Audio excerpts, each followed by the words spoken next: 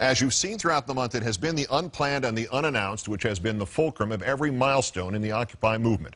Saturday night, as a piece of tape we played earlier showed, when police clashed with protesters in Times Square, an American veteran of the war in Iraq stood up for the people behind the barricades.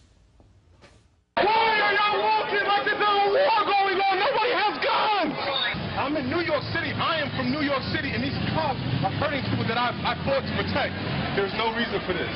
There's no honor in hurting unarmed civilians, and I won't let it happen. Sgt Shamar Thomas is a Marine veteran, served 2 tours in Iraq, took part in Fallujah in the second battle. Comes from a military family. Both his parents are veterans. His father served in Afghanistan, his mother in Iraq.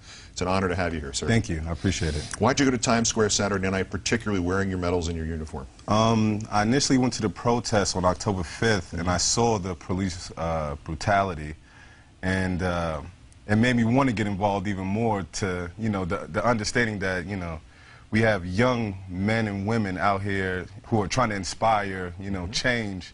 And so why wouldn't I want to be a part of that? So that's, you know, my goal in life is to inspire a generation, you know? Well, obviously, because as I suggested, this was it was not Sergeant Thomas night on the schedule, and yet it sort of became that. What you were shouting in a way that you could see in the policemen's eyes they were listening and didn't know what to do, and there were people, passers-by didn't know what to do, and protesters didn't know what to do, because obviously you were hitting a chord with these people. What were you trying to say? And obviously we have the quotes, we have the tape, we played it, but what was in your mind as you were, you know, expressing yourself in that vocal manner? Well, I've been to Iraq twice. I've been in, I was in a riot in Rupa, Iraq in 2004, where we had rocks thrown at us, and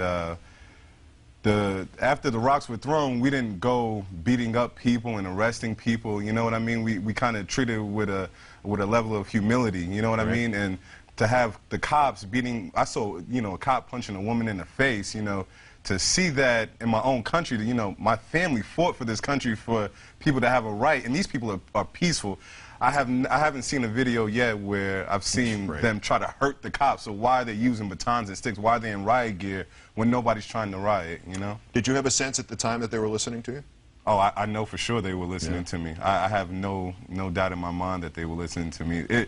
I had the fire in my gut, you know, so to speak. Like they knew what I meant. You know, I've been to, you know, on over 50 combat missions, so the intensity is there. They know that I'm telling the truth, you know. They know in their hearts what, you know, what I'm saying is right. With good reason, in the last 10 years, particularly the New York Police Department has gotten a little militaristic in their point of view, because they now are trained that everything could be fatal, and that's probably a good attitude to have given what happened in 2001. There's an understanding of that, at least where it comes from. However, not every situation is fatal. Exactly. And it seemed like you were a cold bucket of water against their sort of fevered, well, what's going to happen now thing, because you actually been in the real thing where it was life and death, and this was not it. And that was what you're trying to get to them? It's a time and place for things, you know. It wasn't, when the situation arises where you know, the crowd starts getting frantic, that's when it's time to say, you know what, the crowd is getting frantic. When people are just shouting, you know, we are the 99%, come join us, these are not, you know, chants that incite violence, you know what I mean? So why, you know, the riot police were informed, just walking, marching up and down the street like, you know, like it was a battle going on, and I've been in battle. It was no battle going on. Right. You The know? other side not only didn't have weapons of any kind, they didn't have the rocks yet. They're not even, rocks. There's no stage at that point. Give me your assessment of the messages that are coming from Occupy Wall Street, and are you in favor of them, opposing the corporate greed and holding the banks accountable and supporting the middle class, principally those three? I support everybody's view. I tell people all the time that I'm not a part of any political party. I'm not a part of any group or anything like that. I'm an American citizen. Okay, so then what does this mean to you? What this means to me is that this is our time in our generation to change the greed that is in America. Like both of my parents did 20 plus years in the military, and they have to find jobs now.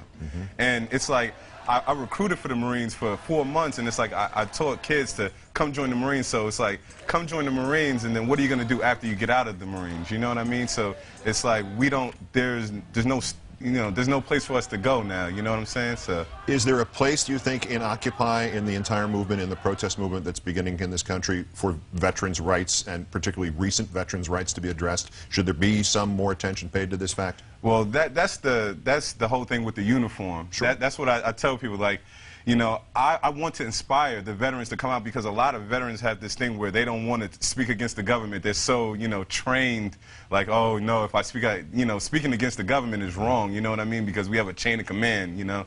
But I don't think it's about a chain of command. It's about a way of life. You know, you understand what I'm saying? So chain of command goes both ways. Sgt Shamar Thomas, U.S. Marine Corps, whose mother, father, grandfather, and great-grandfather also served this country through Iraq and Afghanistan and Vietnam and World War II. Yeah. Great thanks to you for your service, to them for their service, and spectacular work on Saturday night. Thank you. And thanks for coming in here this evening. Thank you. Having accelerated and expanded faster than any other protest group in American history, Occupy Wall Street now addresses the prospect of maybe developing demands and goals and strategies like one suggested last week here by Tom Hayden.